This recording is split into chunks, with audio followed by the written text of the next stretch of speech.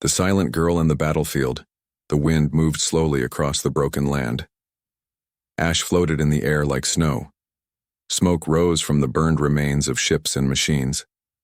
The battlefield was silent now, but the silence was heavy, full of fear, pain, and the ghosts of screams. In the middle of the wreckage, something small moved. It was a girl. She was not human. Her skin was pale blue, almost silver. Long black hair clung to her face, sticky with blood and dust. Her body was thin, shaking. One of her legs was twisted. She dragged herself forward with her arms, leaving a dark trail behind. She didn't cry. She didn't scream. Her lips were shut tight. Only her eyes spoke, wide, afraid, and full of pain. No one came to help. Alien soldiers passed her. Some were from her own people. They looked at her, then looked away. To them, she was broken, useless, a shame to their pride. Others were enemies, humans with hard eyes and fast guns. They didn't shoot her. They didn't care. She was just one more piece of trash on the ground. She pulled herself behind a wrecked drone and lay there, her breath soft and weak. Her fingers touched her stomach. There was blood. Too much. She closed her eyes. The world faded. But then, footsteps. Soft. Slow. Not like soldiers. She opened her eyes a little. Someone was walking toward her. A human. She tensed. She wanted to crawl away to hide, but her body didn't listen. She expected pain. She expected death. Her kind had told her about humans. They were dangerous. Cruel. They burned cities. They destroyed planets. They didn't feel. The human stopped beside her. He was tall, but not like the others. His armor was scratched. He had no helmet. His face was dirty, tired. His eyes were soft, tired but not cold. He knelt beside her. His hand reached into a small bag. She stared, afraid he would pull out a weapon. Instead, he pulled out cloth, clean white bandages. His hand touched her shoulder, gently, like touching a wounded bird. She flinched. He paused. He didn't force. He just looked into her eyes and said very softly, "It's okay." His voice was calm, kind, warm. She blinked. Her lips trembled. He cleaned her wounds with slow care. Not fast, not rough. Every move was careful. She felt the bandage press against her side, holding the bleeding back. Tears ran down her cheeks.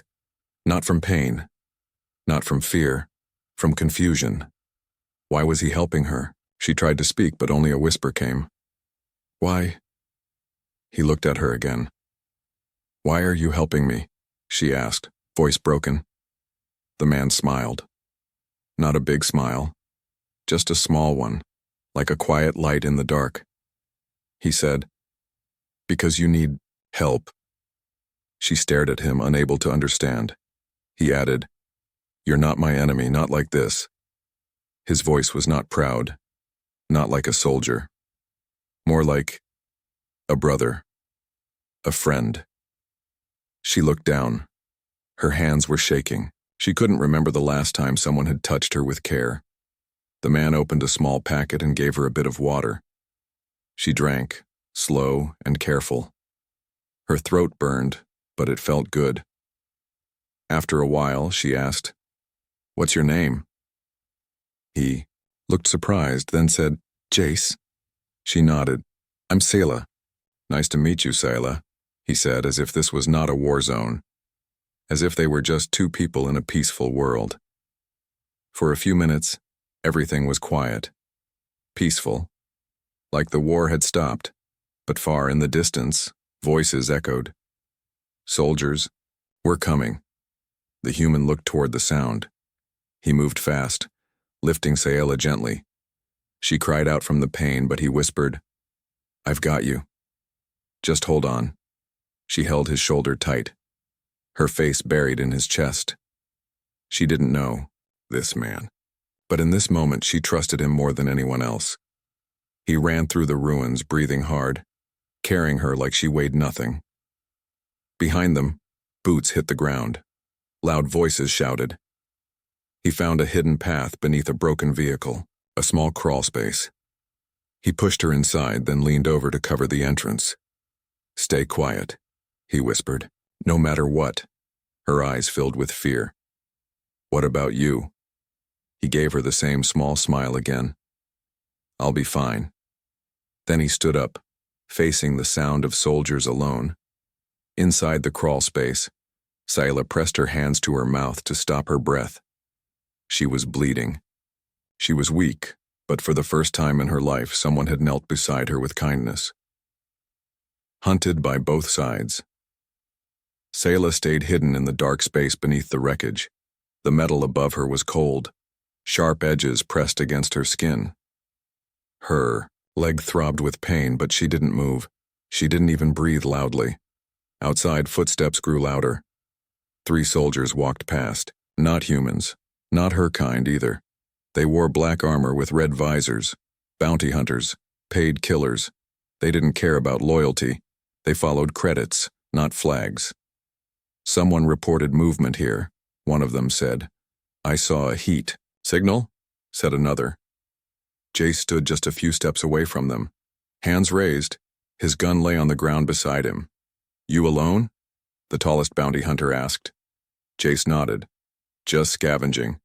Thought there were supplies in this wreck." "Funny. We saw fresh blood," Jace shrugged. "I'm bleeding," stepped on a spike. The bounty hunter stepped closer. Jace didn't flinch. He looked calm, like someone with nothing left to lose. Sayla's heart pounded. She could hear every word, every footstep. Her body trembled. Her fingers dug into the dirt, trying not to cry out. The bounty hunter pulled a scanner from his belt and pointed it at the wreckage.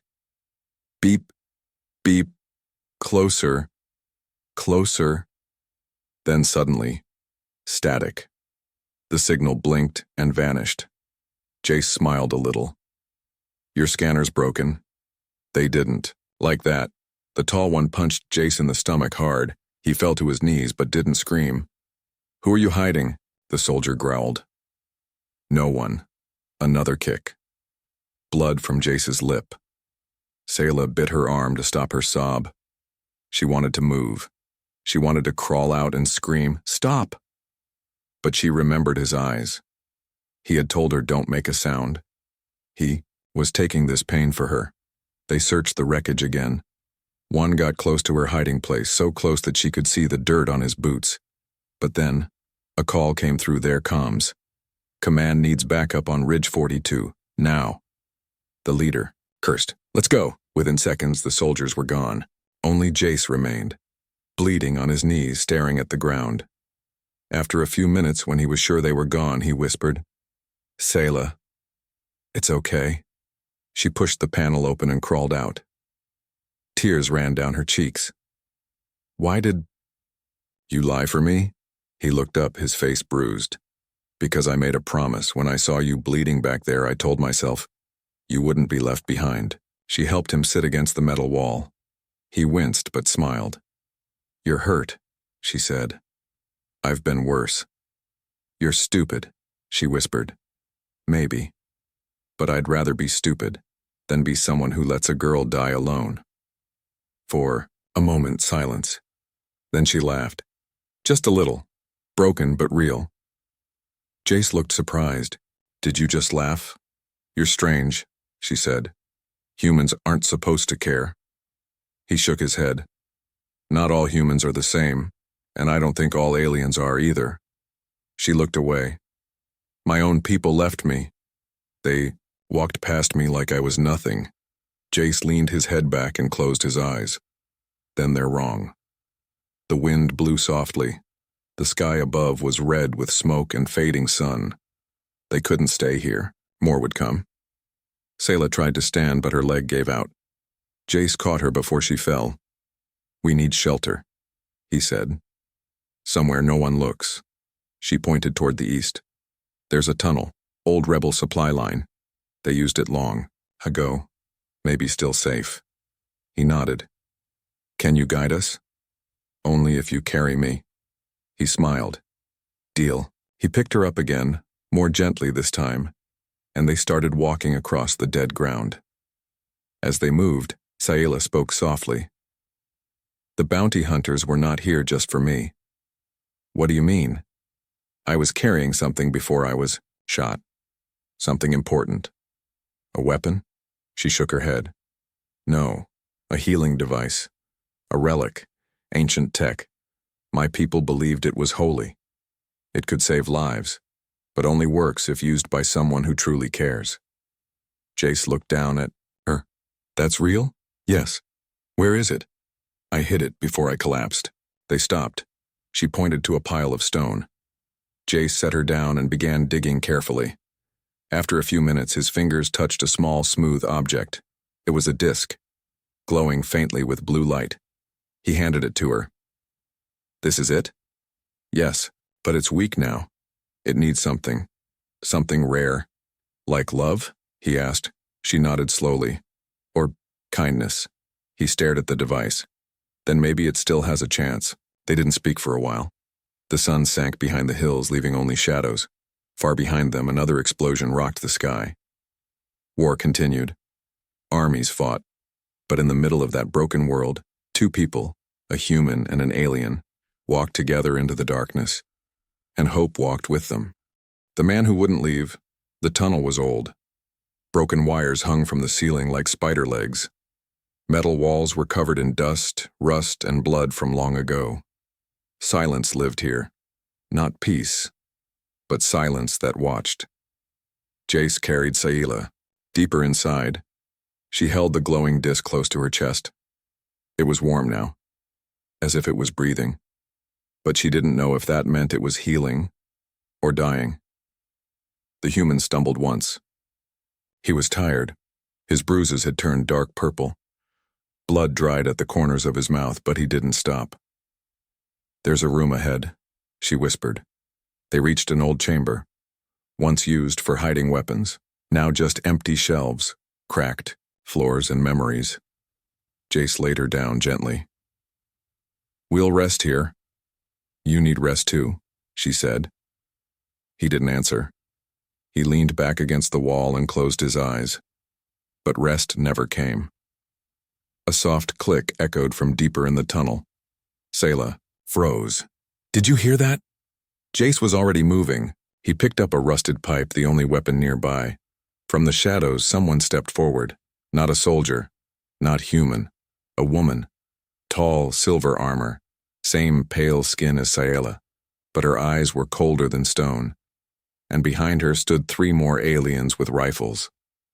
So it's true, the woman said. You survived. Sayla's voice shook. Mother? The woman didn't smile. You were found in human arms, protected by an Earth soldier. He saved my life. No. Her mother's voice was sharp like a blade. He infected your soul. Jace stepped forward. She's bleeding. She would have died. The mother looked at him like he was dirt. Then she should have. Sayla's heart broke. You'd let me die? Better to die clean, her mother whispered, than live with kindness from a beast. The soldiers aimed their rifles at Jace. He stood still, unarmed, breathing hard. His leg trembled from pain, but he didn't back down. If you want to kill me, he said, go ahead, but let her go. Her mother stared at him. Why do you care? Jace looked at Sayla. Because no one should bleed alone. For a second, her mother's eyes flickered, not with kindness, but with something like confusion. Then she raised her hand. Cleanse them both. But before the rifles fired, Sayla screamed, Run! Jace grabbed her hand, pulling her up. Pain shot through her leg, but she held on. Gunfire exploded. He shoved her into a side path. Bullets tore past them. Metal sparked. Rocks fell from the ceiling. The tunnel split into 2. Jace took the left. He knew they'd be followed. He found a storage room and slammed the door shut, locked it with a broken beam. Sayla leaned against the wall, breathing hard. You could have left me. He didn't speak. He took off his jacket, tore it into strips. Wrap them around her leg again. They won't stop, she whispered. She's my blood. But she'll kill me. Then we'll run again, Jace said. As long as we have to. She touched the disc. I can make it work. Maybe, but only if someone truly cares, he finished. She looked into his eyes. You keep risking your life. You're worth it. Tears filled her eyes. Why? He paused. Because you looked at me like I was human, not just a soldier. Behind the door, footsteps returned. The lock cracked. The beam started to bend. They found us, Sayla said. Jace stood in front of her. No gun, no armor, only his body. The door crashed open. But behind the soldiers, a roar, a deep, shaking growl from the tunnel's dark. Something was coming. Something worse. Her mother shouted, "Fall back!" Too late. From the shadow, a war beast leapt. Huge, black, and angry. It smashed the soldiers like toys. They screamed. They died fast. Sayla couldn't move. Jace grabbed her, pulling her into a vent. They crawled as fire filled the room behind them. Dust choked their breath. When they reached a deeper chamber, Jace collapsed. Not from fear, from pain. His chest bled. One of the bullets had hit him earlier. Sayla pressed her hands to the wound. No, not now. The disc pulsed. Blue light, warmth, a hum. She didn't think. She pressed the device against his chest and whispered, "You cared, now let me." The light spread. His eyes rolled back. Then, silence. Only her breath, only the sound of her heart breaking. "Please," she cried. "Don't leave me. You're the only one who stayed." She closed her eyes. And then, a heartbeat. His. Slow. Weak. But real. He opened his eyes and smiled. "You're not alone anymore," he whispered, the secret buried in fire. The light from the healing disc faded slowly. Jace was alive, breathing, weak, but alive.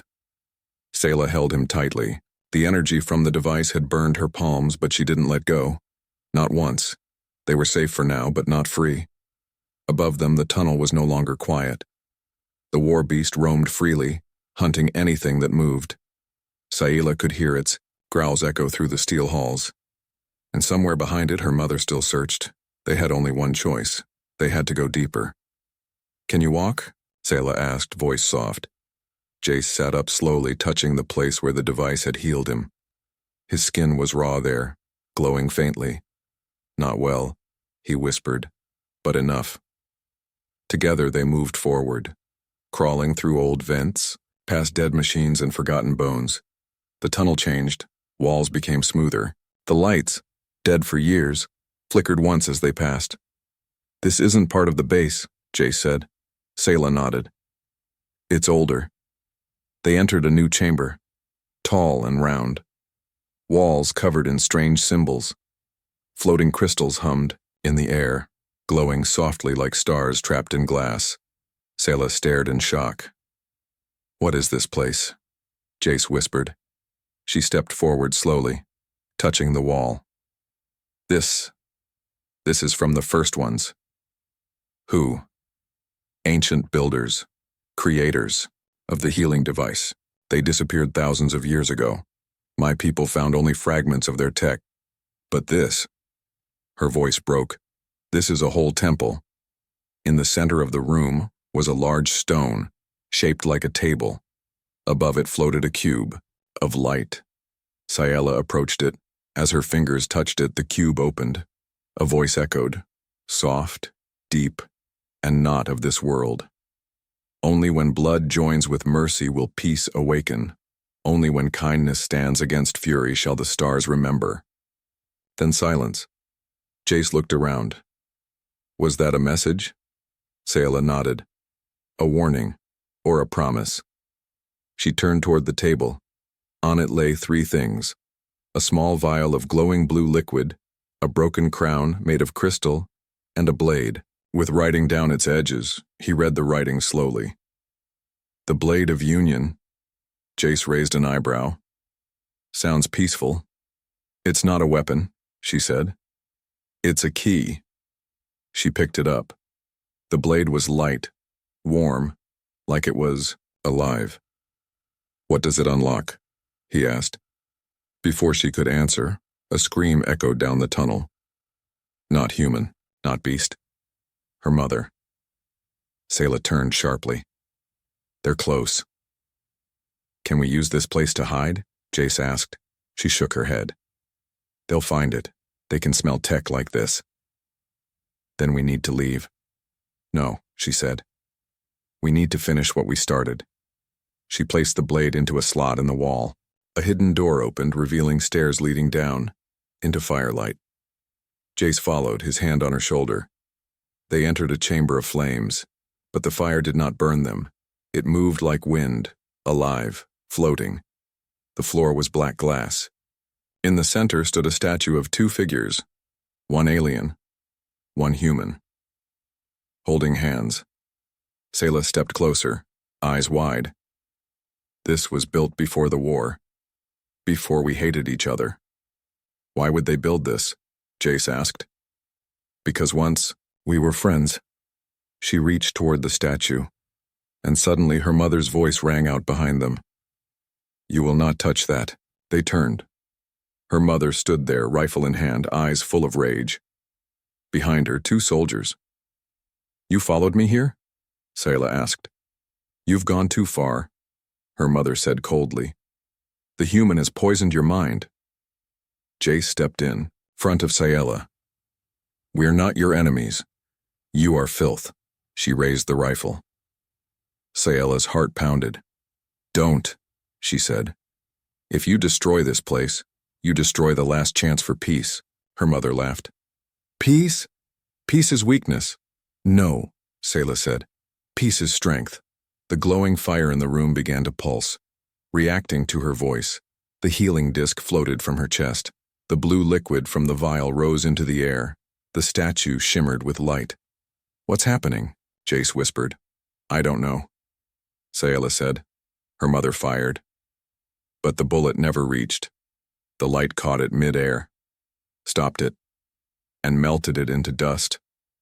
Then, slowly, a voice filled the room again. Two souls, broken yet kind, shall carry the fire forward. Let the bloodline of hate end with silence. Let love begin. The chamber glowed. The soldiers behind her mother dropped their rifles. They stepped back, frightened. Her mother screamed, No, this is a lie. This, as the fire wrapped around her. But it didn't burn her. It erased her. Just like that. Gone. Jace stared in horror. What was that? Sayla's face was pale. The fire. Judges. The chamber faded to darkness. Only the statue remained, and beside it, a doorway, a path glowing with soft blue light. Sayla took Jace's hand. We're not running anymore, she said. We're going to the front lines. We'll show them this. He nodded. Together. And they stepped through the fire, toward the final war. They came for her. The skies above the warfront turned black. Ships circled like vultures. Gunfire lit the clouds like lightning. Armies moved like shadows, quiet, deadly, everywhere. But beneath it all, walking through ruined cities and broken valleys, were just two figures. One human. One alien girl. They were silent, not out of fear, but because the world had changed, and they were carrying something no one understood. Sayla held the glowing disk close to her chest. It pulsed now with every step, like a second heartbeat. Her other hand held Jace's, his fingers still bruised but warm and steady. They had survived beasts, fire, and betrayal. But now, they were being hunted by empires. News had spread. A forbidden relic had awakened. A human and an alien girl had bonded through it. The fire of the first ones had chosen them. Some called it prophecy. Others called it treason. But every army agreed on one thing. They must be stopped. Jace noticed it first. A glint in the sky, too high for drones, too slow for missiles. They found us, he whispered. Sayla looked up. Her heart dropped. The ship above them was royal. Her people's crest burned into its side, the very same crest that was carved onto her childhood home. That's my clan's warship, she said. They're not here to talk. Then we keep moving. No, she said. They won't stop. We have to finish this. They ducked into the remains of an ancient city, once full of towers and light. Now it was bones, stone, and silence. Voice echoed from the sky. You are carrying what does not belong to you. Surrender the human. Surrender the device, and your death will be swift. Jace looked at Sayla. How polite. She didn't laugh. Her eyes were cold now. They want to erase what I've become, she said, because I chose mercy. Then let's show them what mercy can do. They ran, through cracked halls, down into sewers filled with dust and memories. Footsteps followed, armored squads, flying drones. In one breath, Jace turned and fired. In the next, Sayla threw the relic forward, and the ground shifted. The light struck the earth, and stone rose to block the path. The enemy pounded on it, screaming, but it bought them time. Inside, a forgotten library, they stopped. Their chests rose and fell fast. Sweat mixed with dirt. Their hands were shaking. We can't keep running, Jace said. I know, Sayla replied. We need to end this. Sayla stared at the relic. Then I need to give it everything. He looked at her. What do you mean? She didn't answer. Instead, she stepped into the center of the room. Broken screens flickered. Old statues leaned, watching. She raised the disc and whispered one word. Awake. The air froze. Light poured out. Not just from the disc, but from her skin. Jace stepped back in shock. Sayla. She glowed now, like a star. Her eyes turned silver. Her voice deeper, layered, almost as if others were speaking through her. The time has come. The child of blood and mercy stands before the world, and the fire shall answer.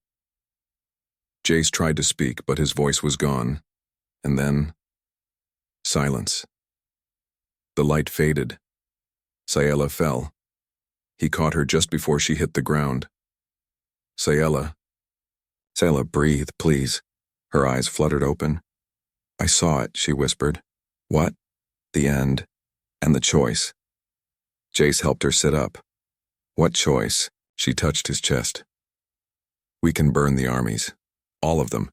Wipe out both sides. The fire will do it if I ask.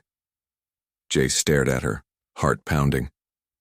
But it will kill us too. He didn't look away. So what do you want to do? He asked. She closed her eyes. I want them to listen, not to fear. He smiled. Then we need to get to the signal tower. It's guarded, she said. Then we break through. Outside the ruins, an entire army waited. Gunships hovered. Elite guards stood in lines. Rifles ready. And at the center, the Empress Sayla's aunt, wrapped in silver and ice. Bring her to me alive, she told her soldiers. But break the human. They came in waves, first drones, then fire, then soldiers. Jace and Sayla ran, through fire, through screams. The disc burned in her hands now, glowing hotter and hotter. At the gate of the signal tower, Jace turned and stood tall. Go, he told her. I'll hold them. No, she said. Sayla, please, this is bigger than me. You know it. He kissed her forehead and turned to face the storm. She watched him and ran, up the tower, past broken steps, through wind and smoke. At the top, she raised the disc. The fire answered, and the galaxy watched. Her voice shook the stars. The sky went silent. From every corner of the galaxy, ships stopped, guns lowered, leaders paused mid-command. Millions of screens blinked to life, and on all of them. Sayla stood. Wind blew her hair across her face. Firelight danced behind her, rising like wings. Her hand held the relic, now a star of blue flame. And then she spoke. Her voice was not loud, but it echoed across space. I was left to die. Not by enemies, but by my own people. And the one who saved me was the one I was told to fear. Jace, bleeding below the tower, heard her voice and smiled. Even as soldiers dragged him away, Sayla continued. I carry no flag. I speak for no empire, but I hold a truth stronger than your ships and your walls. Mercy is not weakness, and kindness is not surrender. A pause. Then her eyes burned with fire. You built a galaxy of fear, but I am not afraid. If you silence me now, others will rise, because the fire has chosen. She raised the disc high, and the sky caught fire. The reaction was instant. Some leaders screamed, others wept. But one empire on the Crimson Alliance did not wait. They activated Protocol Grey. Deep inside a frozen vault, something ancient woke. It had no name, only a number. Subject 012. A weapon created not to destroy planets, but to erase bloodlines, half machine, half biology. It could smell the fire inside Sayla's veins. And it had one mission: find her, break her, end her blood forever. Meanwhile, Jace's body slammed to the floor of a prison cell. He coughed blood. Soldiers locked the door behind him. The floor was cold. His ribs screamed with every breath. A screen lit up. Sayla's message was playing again. One soldier whispered, "Do you think it's true?" Another said, "I don't care. Orders are clear. He dies at dawn." Jace smiled bitterly. If this was the end, at least he heard her voice one last time. But somewhere deep inside, he still believed she would come. Sayla collapsed at the top of the tower. The relic had drained her. Her skin burned with light that wouldn't fade. She tried to stand. Her legs trembled. A soft click echoed behind her. A shape stepped out from the shadows. Not human, not alien. Something in between.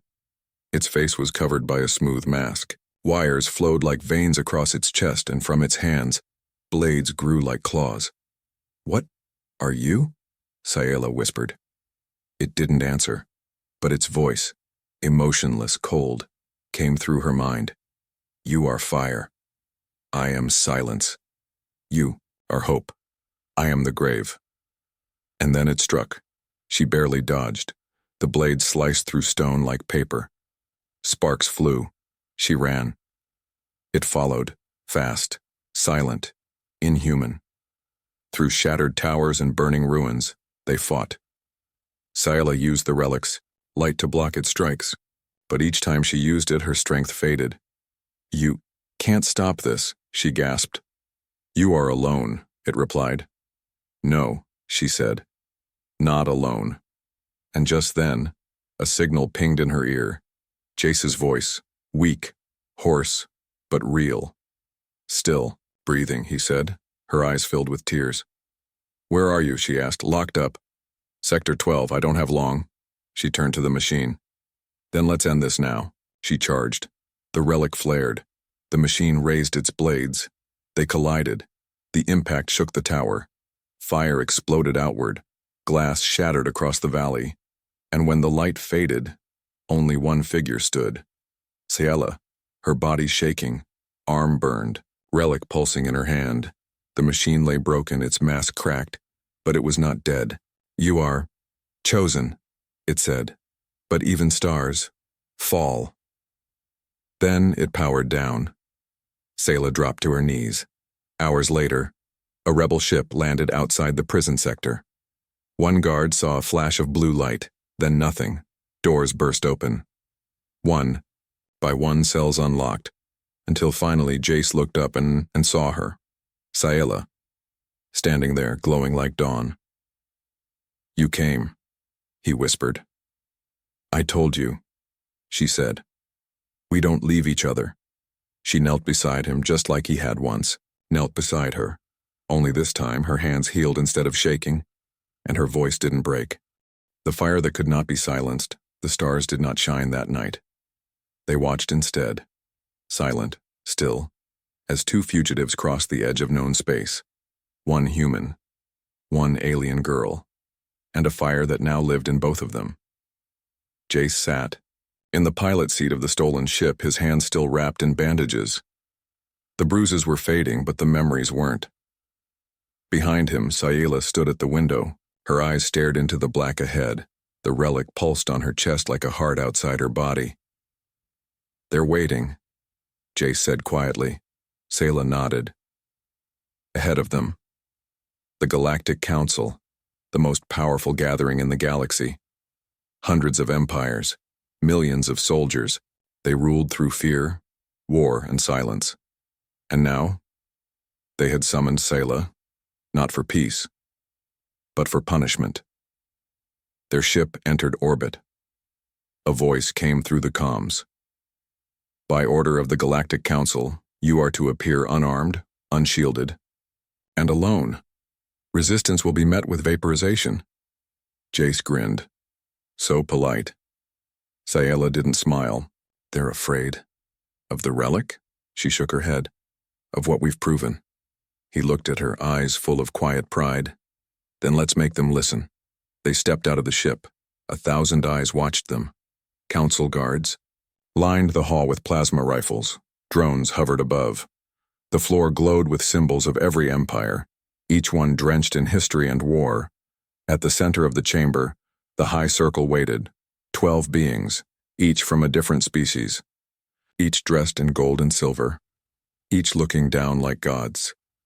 "You have been summoned," said the one in the middle. "Not because you are special, but because you are dangerous."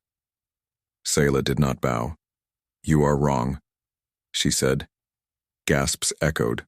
"We are not dangerous," she continued. "You are, because you taught a galaxy to hate mercy." The being on the far left, a creature made of glass and smoke, slammed its staff. "You used forbidden relics. You awakened old weapons. You burned cities. To save lives," Jace said. "To stop your wars." The high voice boomed. Again. "The fire does not belong to you." Sayela stepped forward. "The fire belongs to anyone who chooses kindness over power." A long silence, then laughter, cold, cruel. A different counselor stood. "We are not here to argue. We are here to decide your fate." Screens lit up across the chamber. Images of burning ships, rebel cities rising, soldiers laying down weapons. "Because of you," the counselor said. "The galaxy is on the edge of chaos." Jace looked at Sayela. "Should we show them?" She nodded. He stepped back, and she raised the relic. It pulsed. Once, and the room changed. Not burned, not broken, but honest. Holograms appeared around them, not of war, but of moments. A human kneeling beside a bleeding girl, a girl carrying a wounded soldier across a minefield, a beast roaring over dead soldiers, then walking away when a hand touched its face. "This is what you fear," Sayela said. "Not fire, not weapons, but change." The council went quiet, until one stood again. "Enough." With a wave of its hand, guards stepped forward. "This trial is over. You will be erased." Jace moved, but he was too slow. A weapon charged and fired. Straight at Sayela. The beam struck her chest, right, and vanished. The relic glowed white-hot. The fire exploded out. But it didn't burn the council. It revealed them. The gold on their clothes peeled away. Their power flickered like false light. And the people, watching across 1,000 systems, saw it all. Lies, fear, control, the mask of peace, shattered, and a new voice spoke, not Sayela's, not Jace's, but a voice from the relic itself. The fire was never yours. It was never meant to destroy. It was meant to remember.